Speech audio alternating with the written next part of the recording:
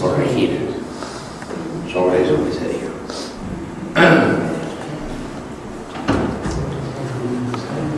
Pero debemos considerar nuevamente el tema de cómo se arman las expresiones del mensaje.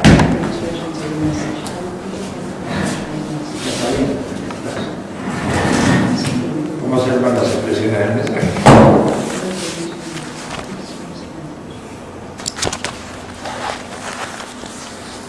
Dijimos que reconocemos ciertas comunidades del mensaje de sí, grupos humanos que se ponen de acuerdo, se citan a reunión,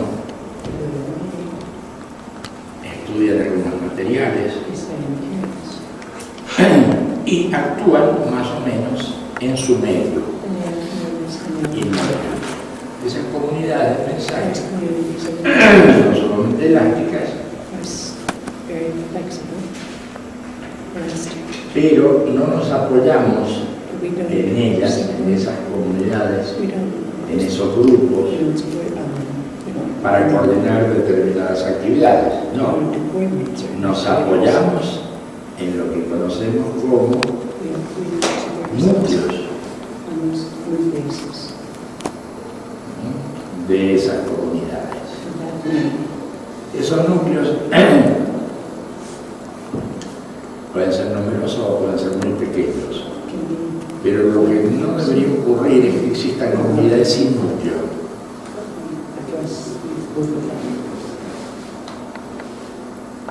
Porque esos núcleos se supone que van a coordinar al resto, por un lado, y por otro lado se supone que van a coordinar a las comunidades entre sí.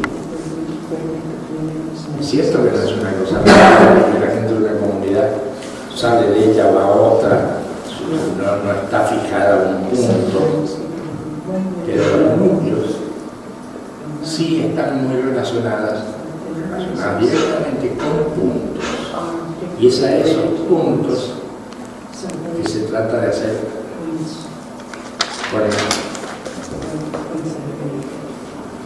Así que son los núcleos de las comunidades los que hacen toda la conectividad con la gente y con la otra gente que no está presente, porque las comunidades simplemente son agrupaciones de gente que a veces está, a veces no está, fluctúan y que no está ligada a lugares. Los núcleos básicamente están ligados a lugares. Entonces se designa a ese núcleo con el nombre que tiene el lugar. Yo, la comunidad de Peñalolén, la comunidad de y ahí sí está quien sostiene esos pocos que coordinan. Pero hay gente de una comunidad que está en su momento en un punto, en su momento en otro punto. Las comunidades sí son muy variadas.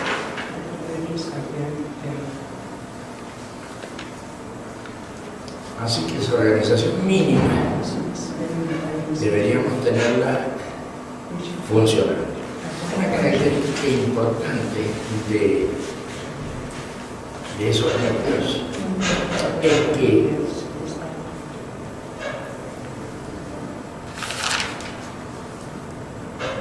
buscan una cierta permanencia de la gente. Así que es muy bueno que no fluctúe, no baile demasiado. Por supuesto, puede pasar que alguien deja ese núcleo y se va a otra actividad, por supuesto. Pero la idea general, la dirección general de esos procesos es que esos núcleos tengan duración. La gente que se mete en esos núcleos tiene duración en su trabajo, en su proceso, no se reemplazan unos por otros continuamente, porque todo fluctúa en el mensaje. Y los únicos puntos más o menos fijos son los de los núcleos.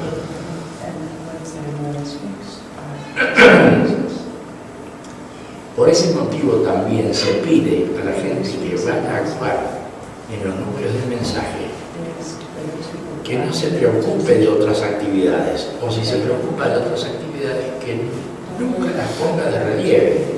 Es decir, si juega rugby, que juegue al rugby. Si juega al golf, que juegue al golf. Pero no hacemos de eso un centro de actividad. Desplacemos mejor la idea. Si trabaja en un partido, que haga lo que quiera, pero no ponga como algo importante en esa colectividad el trabajo que hace en ese partido. ¿Qué otras cosas se hace eso? Para evitar la referenciación de la gente. Al final no se sabría, si fuera de otro modo, quién está manejando el núcleo.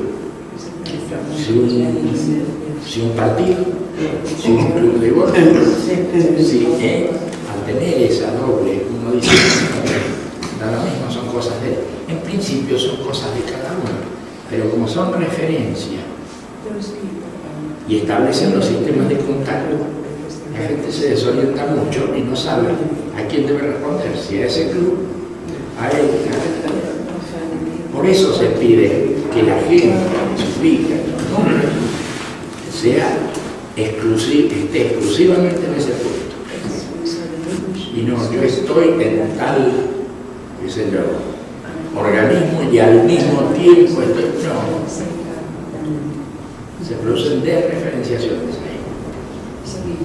La gente no sabe a quién preguntar, a quién referirse. Y además no sabe cuál es la dirección que va a tomar esa comunidad, ya que está, supongamos, dirigida, orientada por gentes de un organismo que no tiene nada que ver.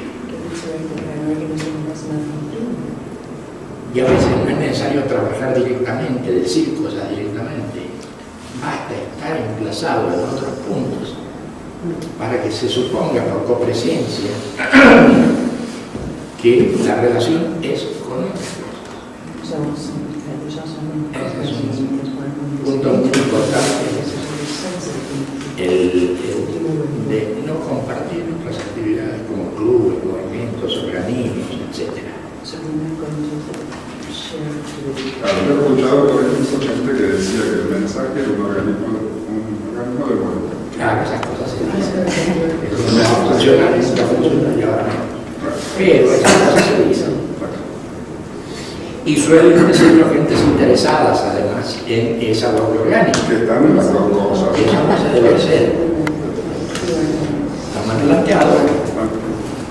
Y es un interés fuera de lugar. Clarito. Eso pasa también armando calendarios, retiros o semanales, mensajes, ¿cierto? Donde participación, la gente quiera cambiar cosas de mensaje para adaptar a otras cosas. Sí, nada que ver. ¿Y qué nos dice? Que la fiesta nacional de un país que hay justo es una reunión de mensaje para el país. Los invitados que hagan usted lo que quiera con el país, pero la cosa que se está fijada para ese momento, la hacemos.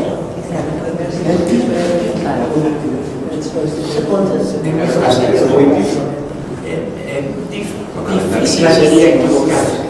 Exacto.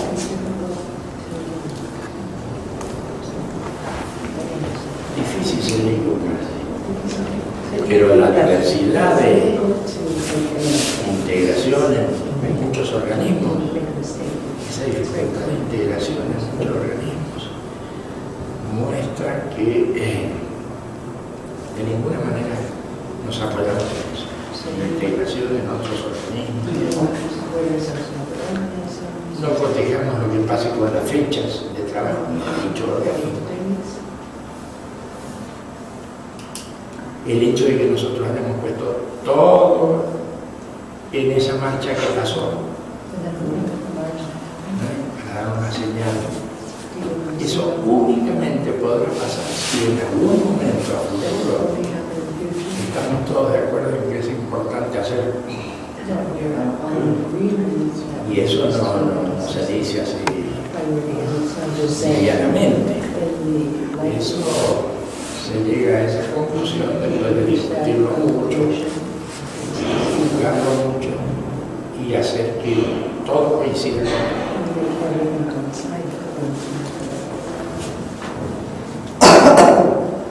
Así que no nos preocupamos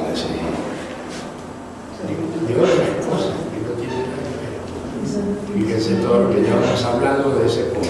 La gente del núcleo podría estar en otra cosa.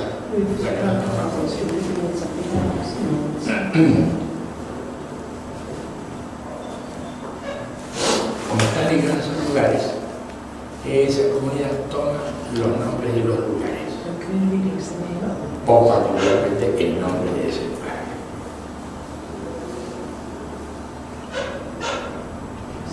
No tenemos límite de participación de gente. Con mucho o poco no hay límite. Negro, una consulta. Si, por ejemplo, en Peñalolén, hay 3 comunidades funcionando en la misma salita, ¿las 3 comunidades se llaman del mismo modo?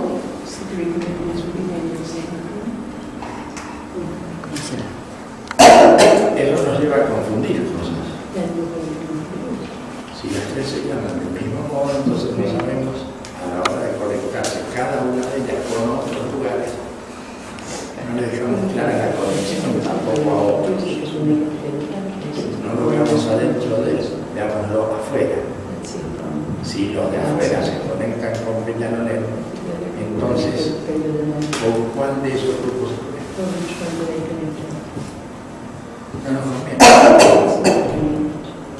Ahora se hacen pequeñas distinciones. Peñalolén 1, Peñalolén 2, Peñalolén 3, o Peñalolén Norte. Bueno, ya es una forma de...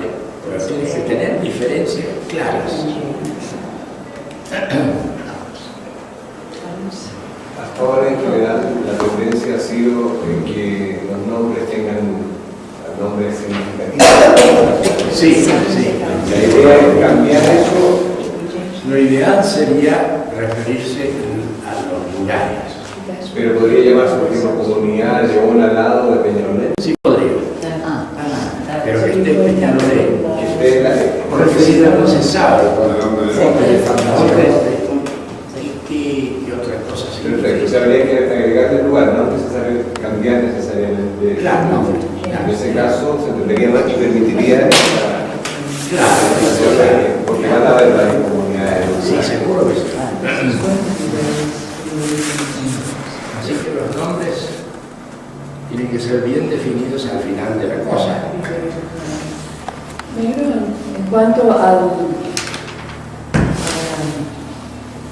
espacio del lugar, porque hay barrios, luego hay ciudades, hay boroughs, entonces se trata de hacer como variado o más grande, por ejemplo. Yo no creo que debamos preocuparnos mucho por la amplitud territorial de cada uno. Si en Panamá tenemos una sola comunidad, supongamos, con un tiempo, tenemos una sola comunidad, tendremos un núcleo y ese núcleo es el de Panamá. Si en Panamá empiezan a aparecer otras cosas, ahí tenemos ya la necesidad de el distrito tal, el otro distrito. Pero mientras no va pasando eso, nos referimos a tiene tanta amplitud hasta donde llegue. Claro, eso nos permite ubicarlas bien. Claro.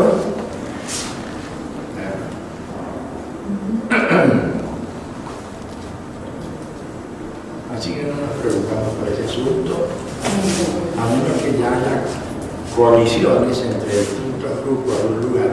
Entonces no puedes tomar el monopolio del nombre Panamá, si es varios. Ahí sí, es clarito que necesitamos hacer distinciones. ¿Cómo se hace? Bueno, la gente que esté en eso sabrá cómo hacerlo, no poder cambiar un nombre o correr. Sí.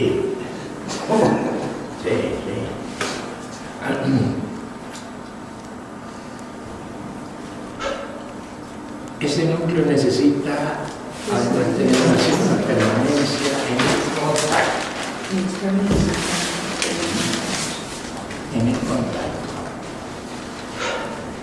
Para todo ese tipo de cosas, permanencia en el contacto o trabajos diversos que hacen más, necesitamos tal vez poner en el núcleo cierta función.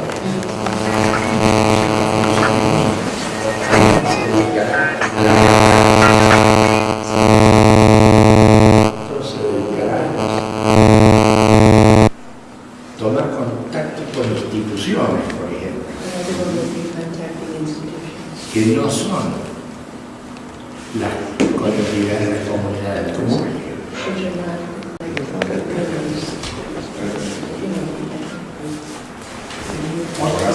Se pueden tomar distintas esas funciones, tomar el nombre de comisiones, por ejemplo.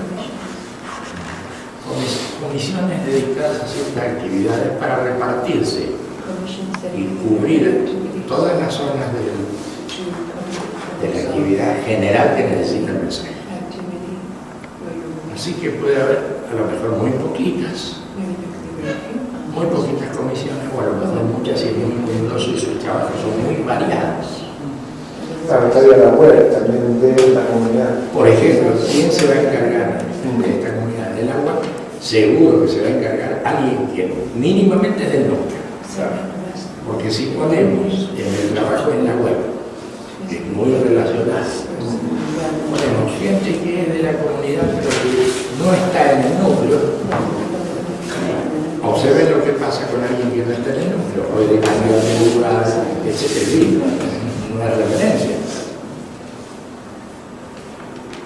Ya que tocamos el tema de la web. Esa función debería ser ocupada por uno o varios, pero del núcleo. Así como necesitaríamos otras funciones para tomar contacto con las otras comunidades. Nosotros tenemos, ya hablando de ese tema, algunas especies de web que están ubicadas, emplazadas en algunos lugares y que las distintas comunidades no consultan esa web, porque se trata no solo de ponerlas en acción, sino de actualizarlas. Tendemos también a tener algunos núcleos de comunidades que trabajen en los parques.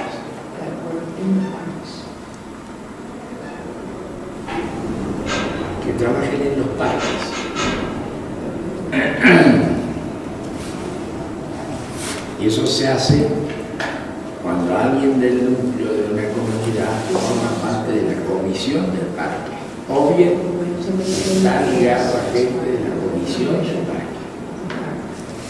Ese contacto estrecho entre los parques y las comunidades es importante para que esas comunidades puedan mover gente o hacer acciones conjuntas en los parques. Es decir, ¿dónde actuar? Actuar en cualquier lado. Pero a lo mejor encuentras en los parques la posibilidad de convocar gente para una cierta operación. Por ejemplo, estamos hablando de las colectividades religiosas. Es posible para alguna colectividad, para algún núcleo que está trabajando en un parque o en ese parque, citar a reunión de esas colectividades. Entonces, en realidad no es el parque el que está creciendo en sus relaciones a convocar a gente de distintas religiones, sino que está creciendo esa comunidad. ¿Se entiende la idea?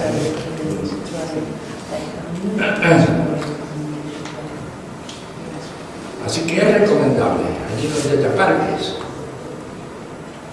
que alguna comunidad trabaje también cerca.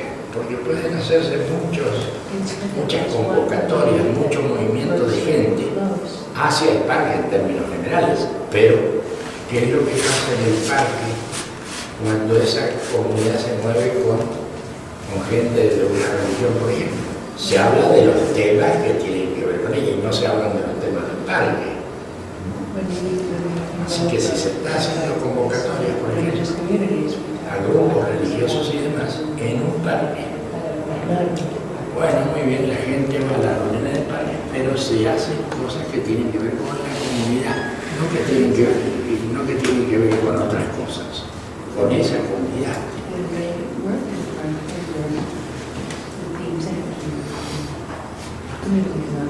O sea, allí donde trabaje una comunidad de mensaje, siempre ponemos la impronta de que es una comunidad de mensaje.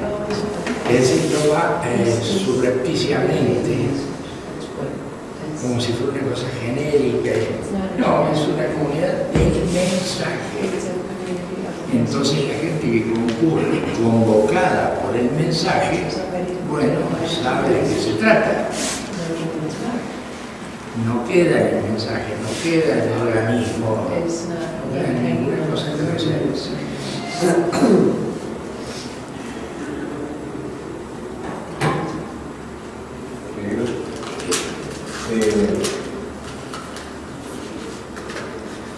Los parques en general en esta nueva etapa están como más orientados hacia el estudio de la protección. Claro, porque de todos modos deben reconocer que los parques salen de la actividad del mensaje. Eso no lo reconocemos ni lo recordamos. Eran parques del mensaje, así empezaron. Su origen es de otra cosa, es del mensaje y no de otra cosa. Así que seguro que seguimos con bastante arrastre en ese sentido, pero estamos orientados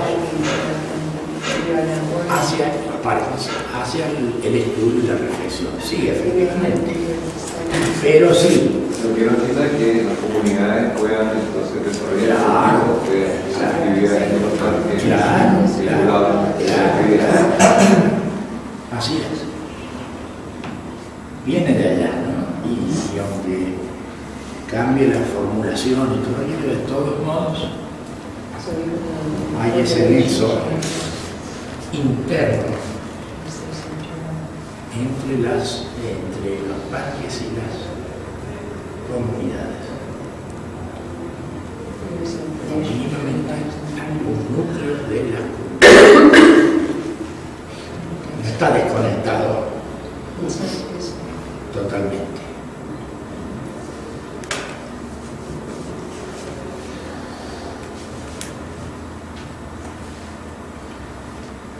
Sí, ahí está la sala. Ahí está la sala. Ahí está la sala, claro.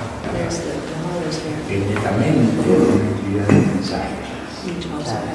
Por supuesto la usa todo el mundo y manda con distinción. Claro. Es parte de los trabajos de estudio, de reflexión, pero es netamente propia del mensaje y de la sala. Y los parques recordamos desde el mensaje, eso es No, sí, es así partir. Es así. Y tenemos los seminarios, retiros y mensaje que hacen. Claro.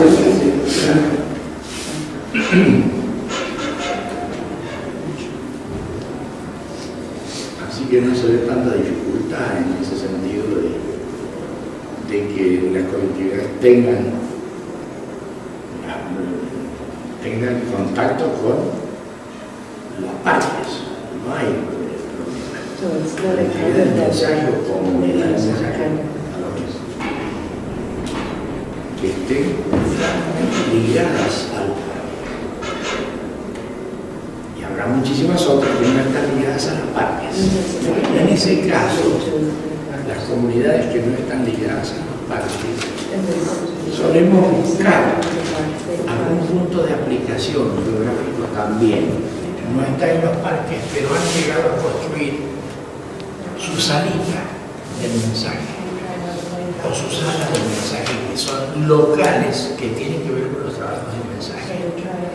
Entonces, claro, no se mueven como se mueven en los parques, pero son lugares de concentración donde se hacen reuniones parecidas a las que se hacen en otros lugares, donde se hace un sistema de contacto, donde se menciona que existen esas salitas. En fin, entra en el circuito la salita. Usamos la palabra sala, en ocasiones hablábamos de sala y salita, pero resulta que la palabra sala ya designa hoy a esta altura muchas cosas. Muchas cosas, pero la salita, que es una cosa así, minúscula, designa un pedacito alquilado, prestado, adquirido, designa un concepto donde se hacen las actividades de la escuela. Es bien específico. Como barrial, por ejemplo. ¿Sí? Tiene otra carga que se llama local. ¿Eh? Y tiene otra carga que la palabra local. Ah, no, claro. También. Claro, local no. No, los salitas. Porque tiene esa especie de diminutivo que marca un salita. Y ninguna persona importante con seguridad va a formar parte de la salita. Eso seguro que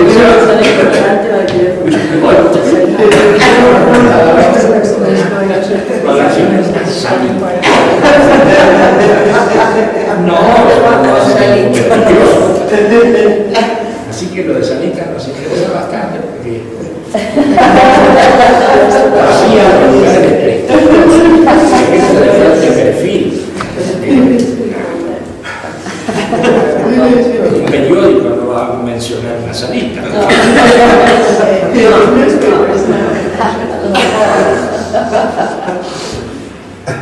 Así fueron en el mundo antiguo, que está bastante lejos, está lejos de nosotros.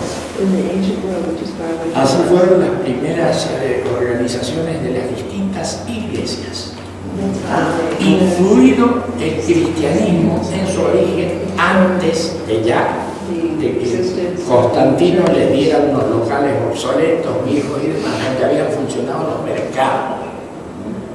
No tenía dónde ubicar a la gente en una cosa masiva que pretendía poner en marcha Constantino. Entonces dijo, agarramos los mercados que están sobrando y que hay para mucha gente, sacamos las frutas, los melones, las cosas, como la ceremonia, pero si pueden. Estaban tratando de organizaciones que eran muy graciosas, es lo que hizo. Y entonces, los mercados que estaban obsoletos, derruidos, a pesar de que pasaba el tiempo, también los mercados se deterioraban. Empezó por eso, por el que estaba más deteriorado, eran grandes y trabajaban a mucha gente. Entonces ahí dijo, a partir de ahora no es un mercado, es una iglesia.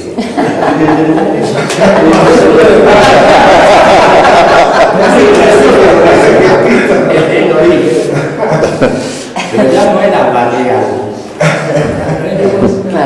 Trataban de meter a todo el mundo ahí, y más, se obligaba a la gente a que formara parte de esa iglesia.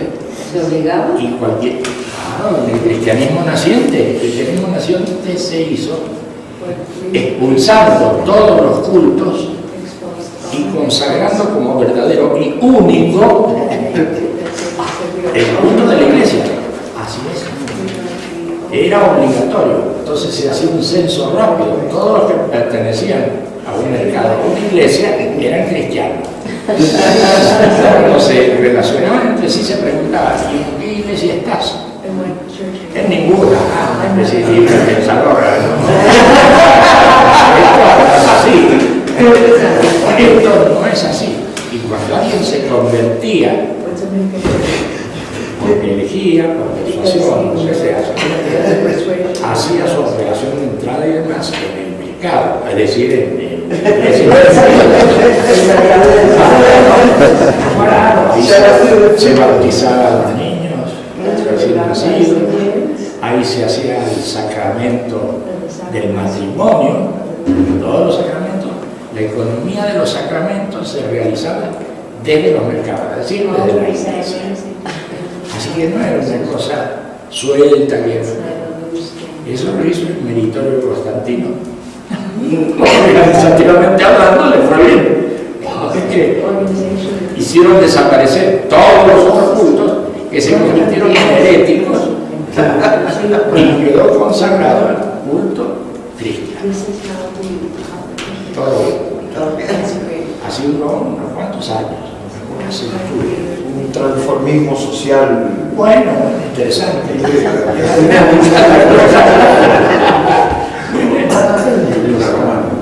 Sí, romana totalmente.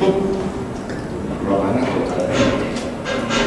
Y bueno, El jefe de la iglesia era el simétrico del emperador, era el papa. Así que toda la estructura organizativa de Roma se manejaba en base al emperador y toda la estructura religiosa se manejaba en base al papa. Y así como había emperadores, ediles curules, etc., así también aparecían obispos, arzobispos y demás, iban llevando su vida en simetría. Además así lo pensó y lo explicitó Constantino en su momento. Allí donde hay una organización seglar, una organización secular, una organización político-jurídica, allí tiene que haber una organización simétrica religiosa. ¿Y por qué hizo todo eso? ¿Porque no fue religioso? No, porque fue lo que estuvo investigándose en Roma ya desde la época de Diocleciano, o sea, desde antes. Se empezó a investigar la posibilidad de darle cohesión a esa cosa que había crecido, pero difusamente, y no tenía ningún orden y no tenía ninguna dirección. Roma se desintegraba, como organización política y jurídica también, se iba desintegrando. Y entonces dijeron esto, y ya particularmente Constantino, ¿cómo hacemos en este imperio extenso? ¿Cómo hacemos para darle unidad a esta cosa? ¿Qué siglo es ese? Constantino, en 351 se hace ese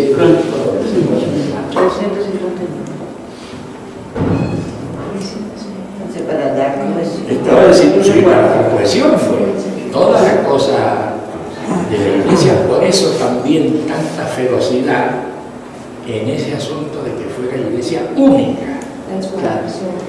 Y siempre con la neurosis de que cualquier cosa la llevaba a la iglesia, es decir, al temor básico de desintegración.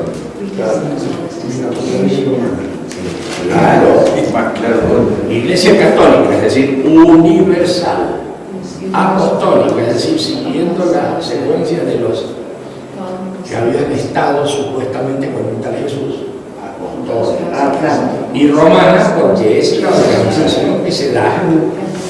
Todo eso pasaba.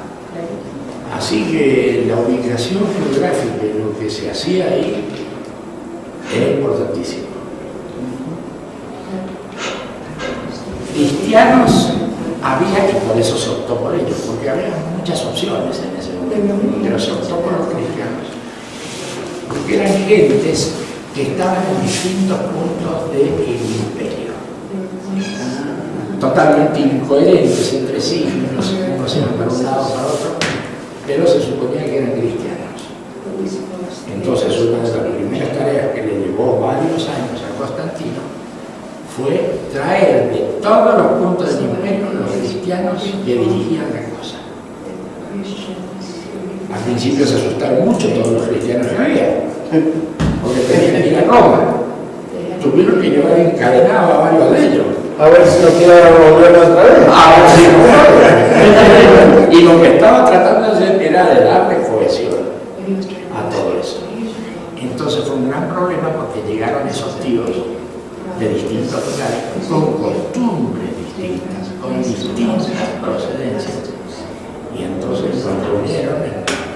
esa piedra, la reunieron, lo bañaron, los afeitaron,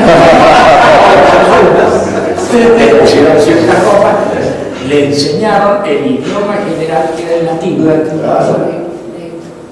Porque venían de la India, venían de las zonas bárbaras, venían de los alrededores de Roma, hablaban distintas lenguas y demás, pero todos venían con la sanidad. Hijo de Dios, era hijo de Dios, pero era hombre y al mismo tiempo Dios. Y que eran tres personas, pero no. Un Dios con tres personas. Todo ese rollo tuvieron que unificarlo. Y ya en el comienzo aparecen las enormes herejías de las nominaciones distintas, todo un despelote que tuvo que hacer Constantino con esos sujetos.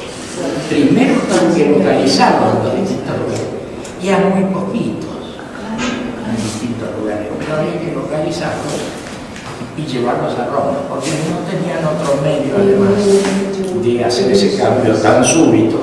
Armar una iglesia universal con esos restos y requechos de distintos lugares. Eso creó mucho problema hasta que finalmente desplazaron a otras colectividades religiosas.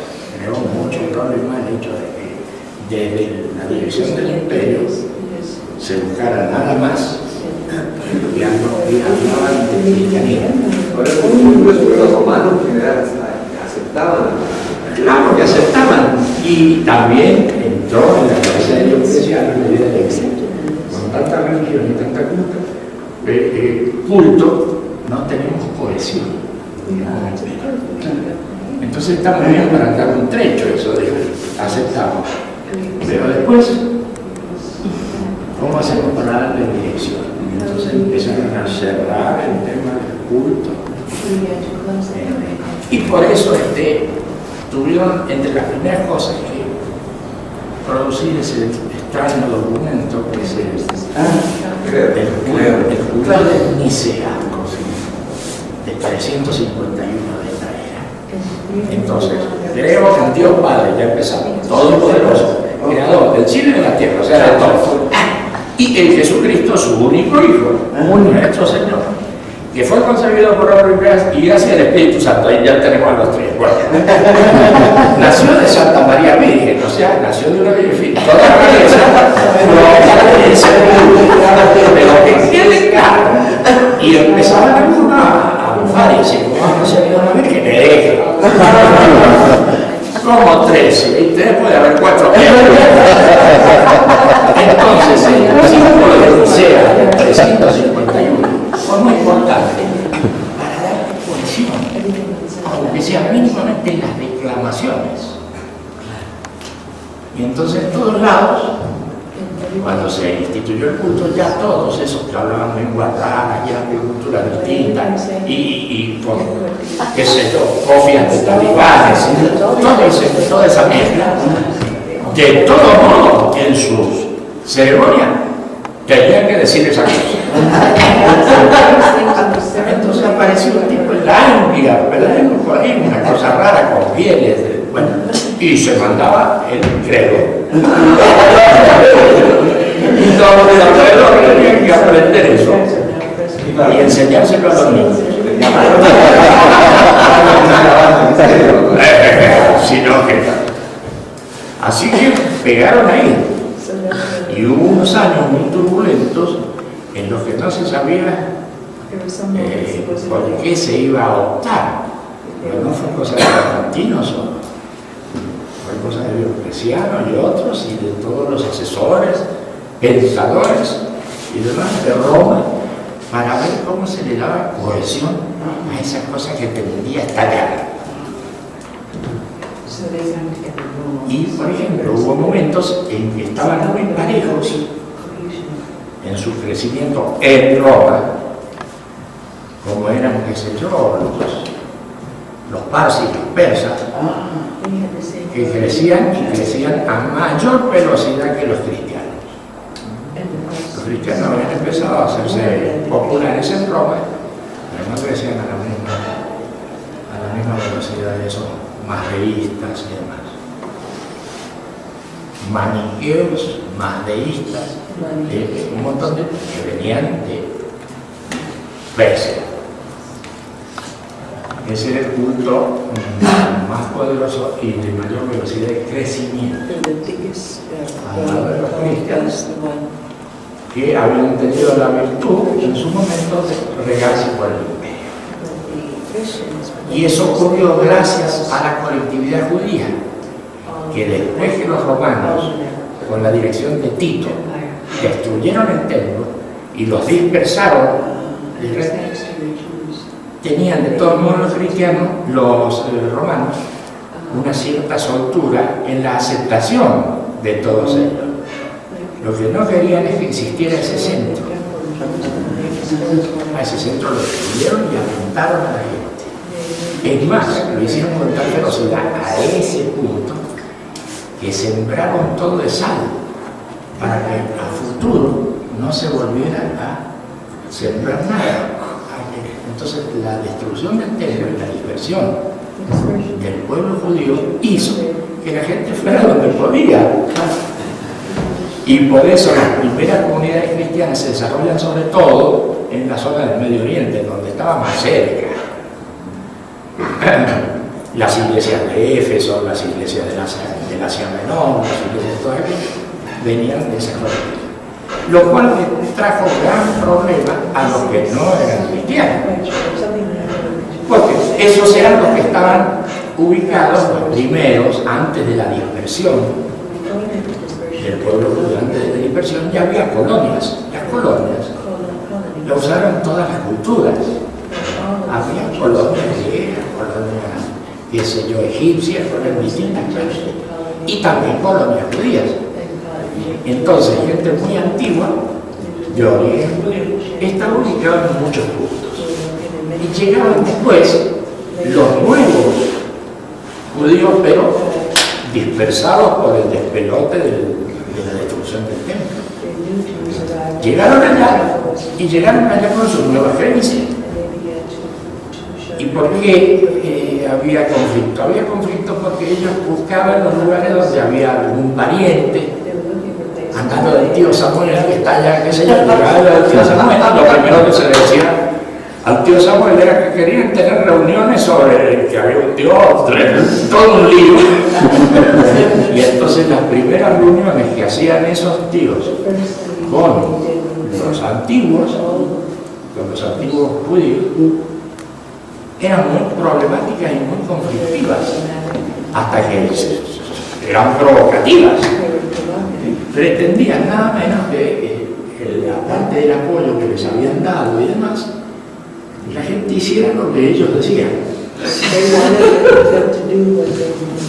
Era fantástico.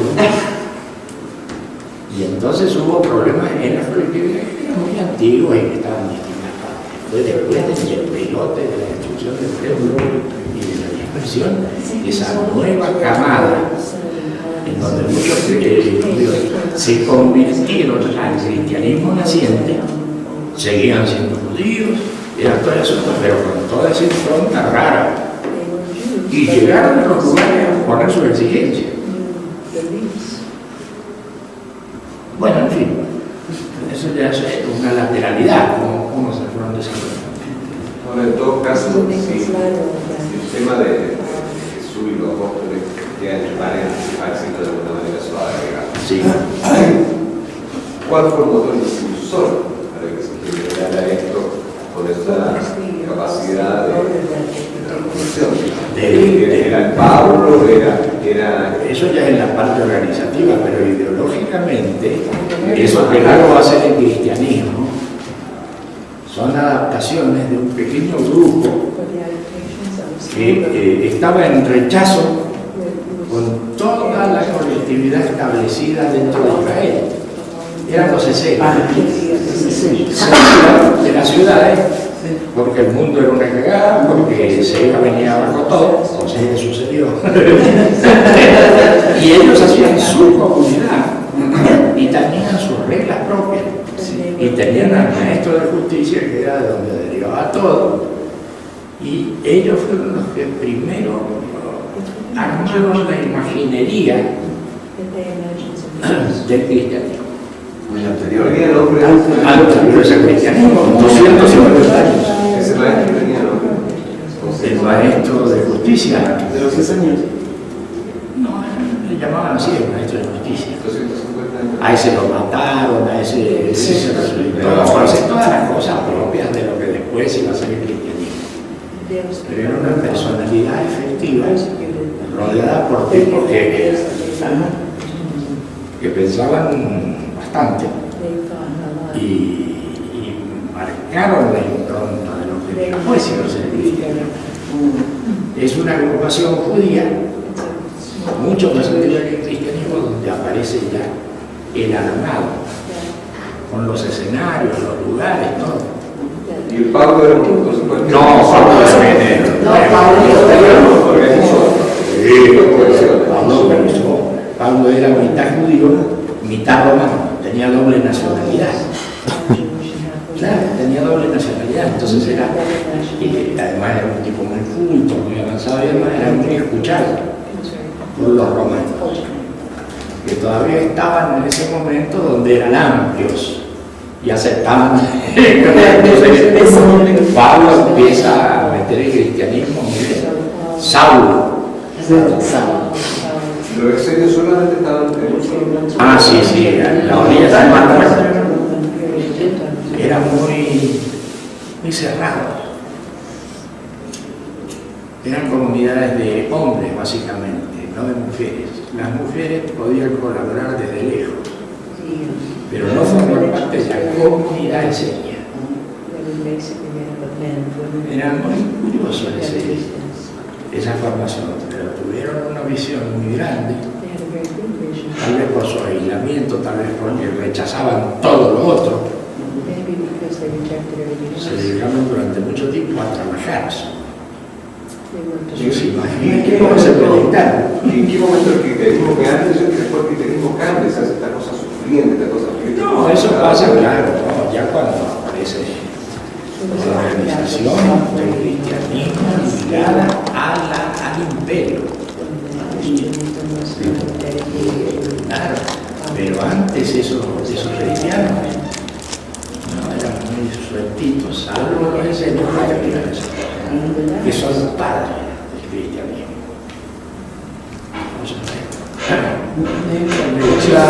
Ellos hicieron todo un relato, ¿no es? Un relato así de todo, de Jesús y todo ese tipo. Los esenios tienen muchos relatos, muchos.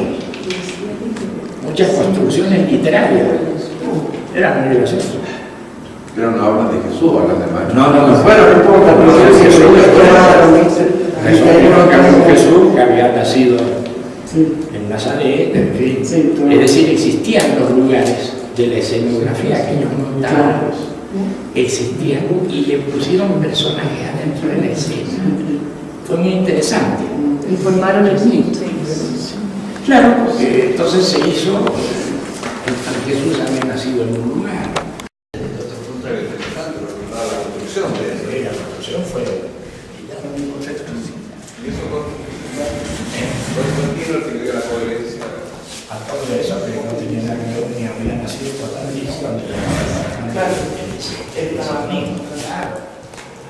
Claro, pero al mismo tiempo situar estos dos paralelos entre Papa y Emperador, por otro lado, que realizó todo. No, el mérito político de Constantino y antes de Diocleciano es grande. Es grande el mérito para darse cuenta que lo que estaban necesitando era una cohesión espiritual. Que no les bastaba con sus ejércitos, sus dineros, con todos esos esfuerzos que habían hecho para conectar al imperio. Lo que eran las carreteras romanas. Era uno de los puntos importantísimos, llevar las vías, la vía Apia, la vía Claudia, todas esas vías conectaban con el resto del imperio, lo conectaban a Roma. Entonces se preocupaban muchísimo por las carreteras. Un segundo factor por el que trataron de dar unidad fue la vestimenta. Y trataban de todos los que aspiraban a ser reconocidos por Roma, se vistieran en la romana. El derecho y la lengua también. Eso también. Trataban de llevar sus códigos lingüísticos en distintos lugares. Entonces fue todo un trabajo grande porque veían que la cosa se rompía. Entonces hicieron mucho trabajo por darle cohesión. Y nada funcionó. Nada funcionó y entonces ya en Constantino la cosa está arreglada. Podemos hacer todo tipo de artificios, pero enseguida hay levantamientos, enseguida hay rupturas de este imperio que es demasiado grande para esta ciudad que pretende manejarlo. Entonces se entendieron, yo Constantino sobre todo, que necesitaban una cohesión no material. Además que se estaban como debilitados ante las amenazas externas. Pero sin duda, sin duda. Era un lindo ejemplo. Era un lindo ejemplo. Muy curioso lo que hicieron para dar cohesión. Muy curioso. Y después, que comprobaron, en todos los lugares había un cristiano. Dijeron, bueno, esto es lo que necesitamos. Si los lugares son tan distantes, tan diversos, y todo anda con el mismo de que hay un Dios, que no son tres dioses, que es el Padre y el Hijo y la María, que es la. Si todos esos, que son tan incoherentes y tan diversos, y hablan distintas lenguas, hay pequeños núcleos, pequeños grupitos en todo el imperio, esto es para considerarlo en serio. Eso fue para considerarlo en serio. Por eso es que fueron a buscarlo por todo el imperio, a los lugares más raros y más lejanos. Ahí trataban de localizar a un cristiano y se lo llevaban a joder. Y ahí con eso hicieron su primera teología, hicieron los primeros deberes, les enseñaron a leer, a escribir, a afectarse, a conocer todo eso. Qué visionario, ¿no? Y no, políticamente es un fenómeno. Es un fenómeno que entendió que la cohesión profunda de una cosa tan vasta podía darse por factores espirituales y no por palos o por... Eso ya fue pensando hace 2000 años por gente que entendió eso. Dar cohesión significaba poner la cosa espiritual en marcha. Por supuesto, tomamos su recado, pues vamos a hacer crecer eso y después nos van a discutir a nosotros. Entonces nos lo vamos a poner en simetría. La cosa imperial con la cosa religiosa. No, fue muy gracioso toda esa anécdota. Ahora el Constantino tiene que haber hecho también un acto de emprendimiento, entre comillas, por poner al Papa en paridad o no sé en qué momento. Sin ninguna duda. Además ya había hecho desprendimientos territoriales. Una de las formas de evitar la desintegración entre el Oriente de Roma y el Occidente fue dividir el imperio en dos. Así que es una tradición en la cabeza de Constantino, dejar. Dividió el imperio romano de Oriente y el imperio romano de Occidente. Y el imperio romano de Oriente se asentó en un lugar que era un lugarcito irrelevante, que fue la base de lo que luego se conoció como la cultura bizantina. Imagínate todo lo que tuvo que hacer para dividir el imperio y si algo fallaba, quedaba el recaudo, como sucedió. En la visión de semejante movimiento que en su momento no se debe haber interpretado del todo. Cayó en el 450 el Imperio Romano de Occidente y el Imperio Romano de Oriente continuó 1000 años más. Se estaba descubriendo América desde Europa y el Imperio Romano seguía en pie, era el Imperio Bizantino, que era cristiano con la variante oriental, distinto al cristianismo de Occidente con sede en Roma, que era lo cuestionado por esos otros del Imperio Romano de Oriente. Entonces se dividió también la iglesia. Se cayó el imperio y se dividió la iglesia. Quedaron los cristianos occidentales muy disminuidos y los cristianos orientales organizaron la espléndida civilización bizantina. 1000 años más. Así que ver la de cosas que hizo el personaje ese. Y en general no es eso que Constantino sea tan valorado, digamos. Y claro, hay que meterse en la historia de Constantino y meterse en la historia del cristianismo. Es problemático. Todo lo que hizo estaba funcionando con una visión de los procesos. Pero para los cristianos fue como recibir en bandeja un territorio, una lengua, un aparato jurídico, toda una organización, todo, respaldo económico. Todo en este palacio. Y para nosotros fue recibir una del pago de todo el hereje. Eso sigue siguiendo. Mucho tiempo. El esfuerzo grande ahora ya de los cristianos para mantener la cosa. Ahora lo que decía Andrés respecto de las imágenes sufrientes, esas son tardías, porque la iconografía cristiana principal es imperial la cosa. Ahí está el Jesús y hay un séquito y eso es imperial. Después aparece la cruz y demás. Sí, son cosas. No sé si en el románico o incluso más tarde. Pasan muchos años, pero inicialmente... En Justiniano, por ejemplo, de 500 y tanto, en Justiniano todo eso.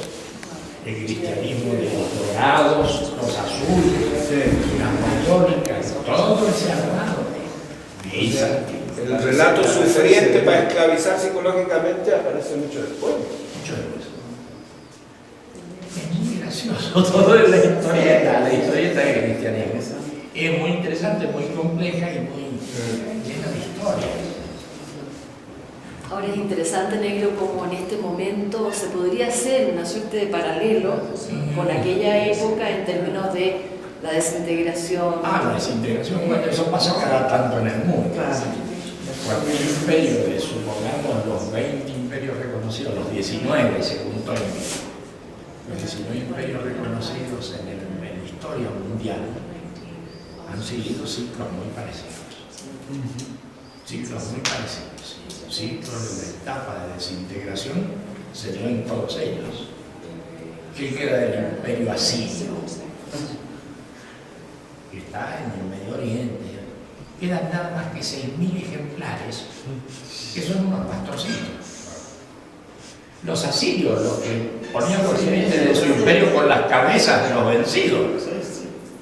Pirámides de cabeza para decir, por aquí no se pasa. Los asirios, los babilonios, todos llegaron a crecimientos importantes hasta que colapsaron.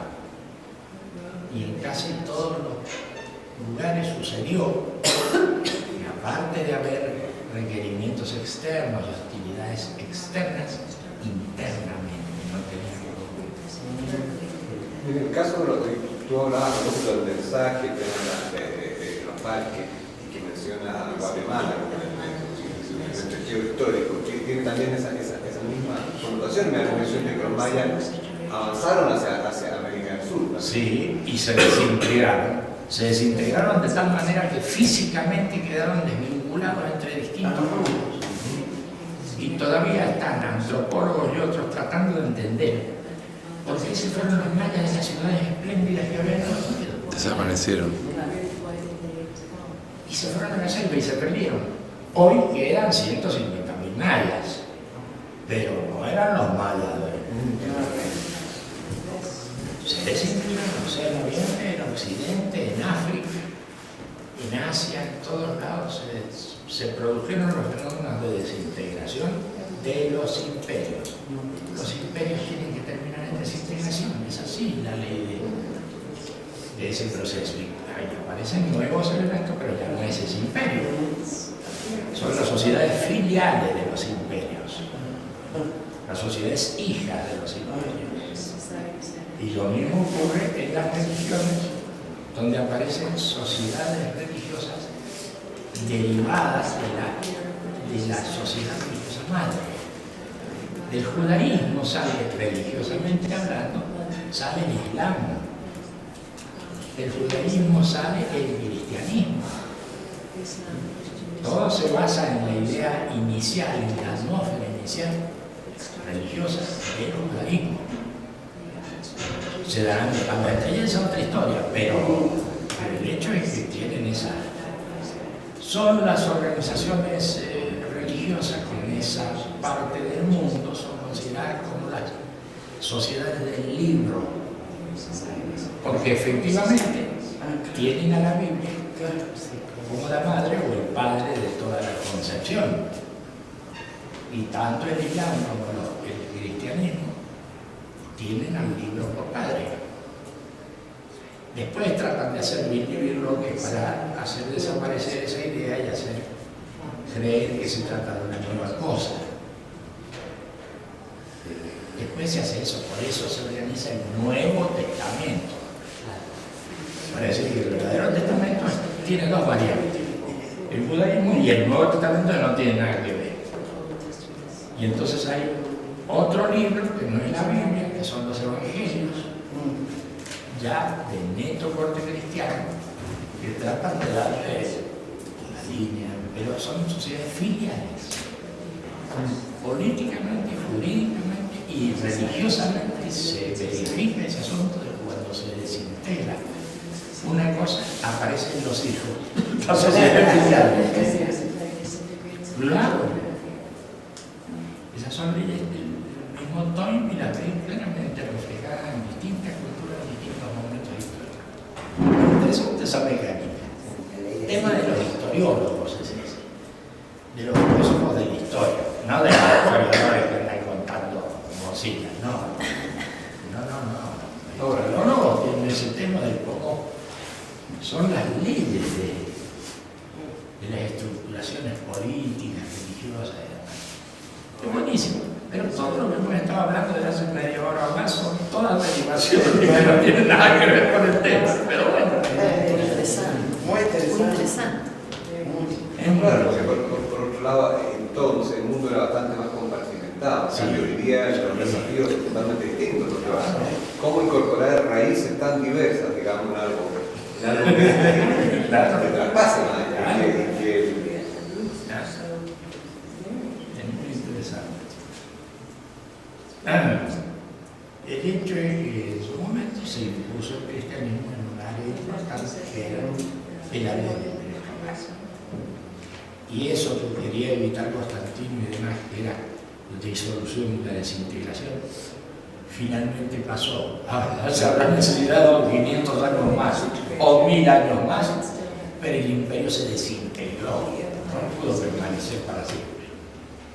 Sea por la invasión de los bárbaros, sea por las diferencias internas, sea por lo que quiera, pero no hay realmente en estas materias esa eternidad que buscaba Constantino. Es muy interesante.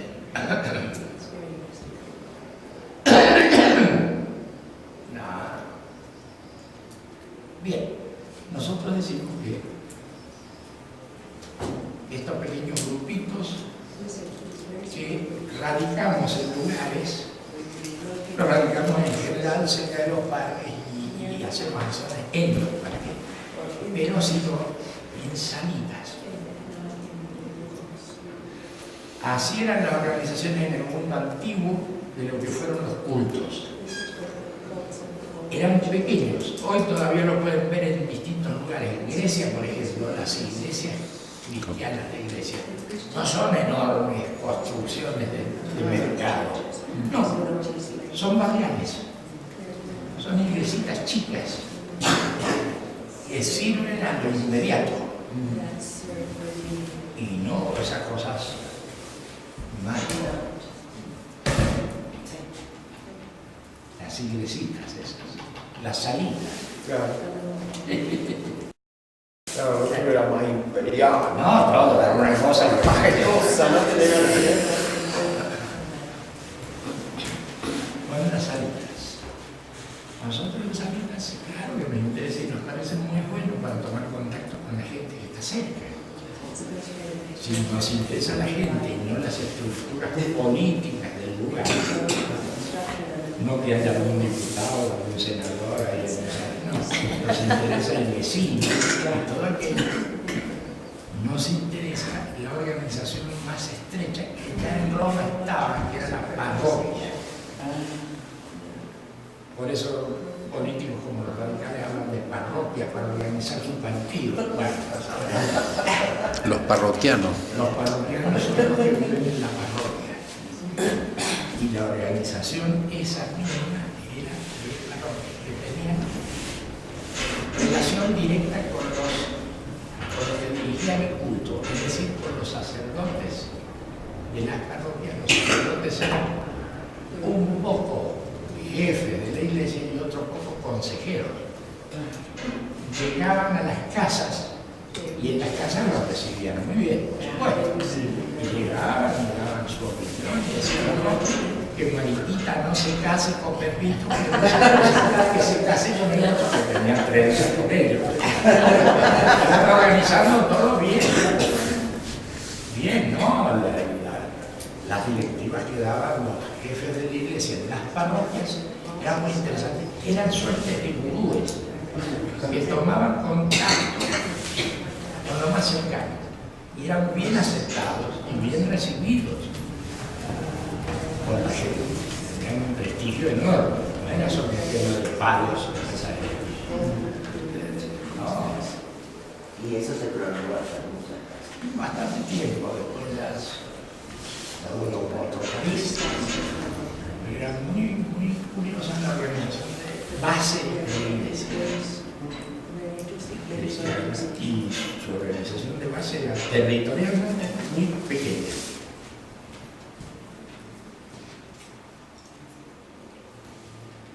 Era muy gracioso.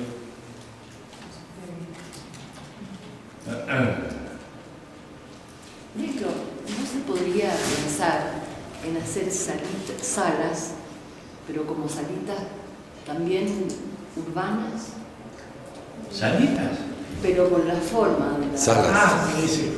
Salas. Salas. Sí, pero urbanas, sería muy lindo. Podría ser, pero no, digamos, no es un tema nuestro. Cómo se lo decora, cómo se...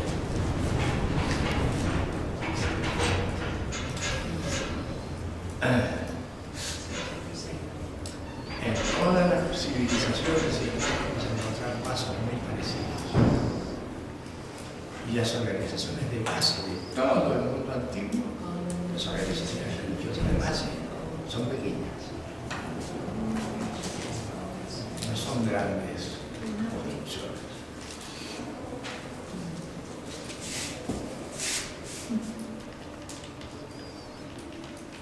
De ninguna manera. Ahora, claro, después con el crecimiento de las poblaciones en el país se modifican muchas cosas.